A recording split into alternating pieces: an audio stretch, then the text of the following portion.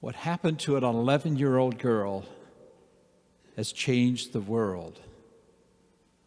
Bernadette, a young girl whose family were very poor, so poor that they couldn't live in their own home anymore. She lived back in 1858 in southern France in the village of Lourdes, and her family just had difficulties, and they finally didn't have a place to live.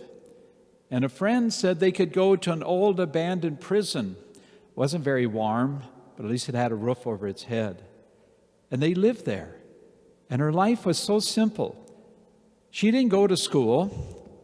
She didn't even get to go to church very often because the family is so poor.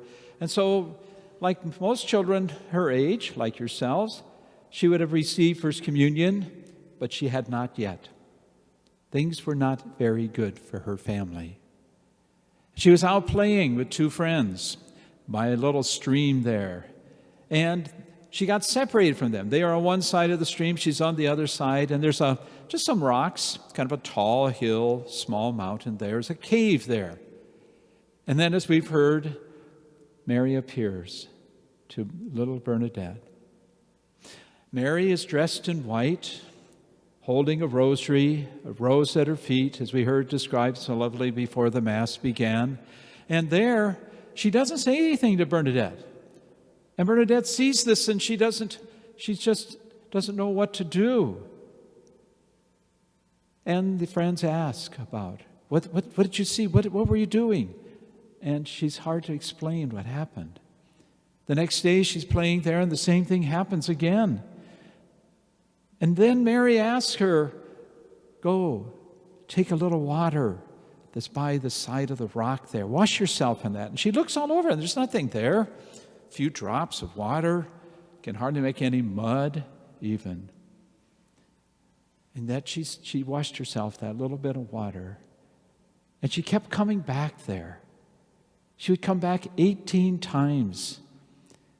And on March 25th, after this started on February 11th, it's almost 6 weeks later, Mary reveals her name to her, and she says, I am the Immaculate Conception. And it was such a gift for Bernadette and who she was telling this. And afterwards, a chapel would be built there. People would come and they would pray. And the people started to be healed. People would pray who had crutches and wheelchairs and canes and walkers and whatever it was that was helping them get around. And people would come there, their family members and their friends. And they started having special trains coming just to Lourdes, the white train. And it would come there to bring people from all over Europe. They would come. They wanted to go to that cave there where Mary had appeared to Bernadette. They wanted to come and touch the water. In fact, they started having baths there, large containers of water, one area for the men, one area for the women. And again, when people washed themselves there, some were healed. Some were able to leave behind their canes and their crutches and in their wheelchairs. Others were not healed, but it seemed everyone sensed the presence of God there. And even today, evenings, there's a procession with candles. And you could see hundreds and thousands of people walking around, and they sing the same song that we did at the beginning of Mass. Ave Maria, Hail Mary. And people go to confession there who haven't been to confession for years. When I visited Lourdes, I heard people's confessions, and they were so devout in wanting to change their lives. People there are healed and washed clean. And when you pray there, you realize, yes, Mary coming to Bernadette, but really it's Mary coming to us. Mary who brings us Jesus. Mary who in the gospel today at the wedding feast of Cana says, do whatever he tells you. Who is he? Jesus. And so for us, Mary's words are very important. Do whatever he tells you. In 1992, Pope John Paul II said today, February 11th, should be a day of prayer for the sick.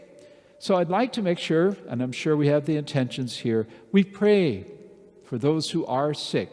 We think of people we know who maybe can't get out of their homes.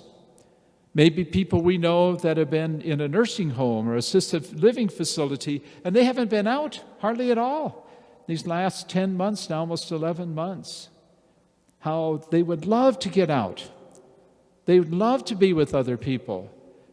And their caregivers, the people that take care of them, the nurses, all those who work and help to make their lives a little bit better. Pray for their family members. Most of us have someone that is not well that we can pray for today. And let's just remember Bernadette, young girl who was so blessed, didn't go to school, hadn't even made her first communion, and yet Mary came to her. And when she did, she was blessed with messages. The world has never forgotten about Mary's care for us as a mother, not only for her son Jesus, but for our church around the world.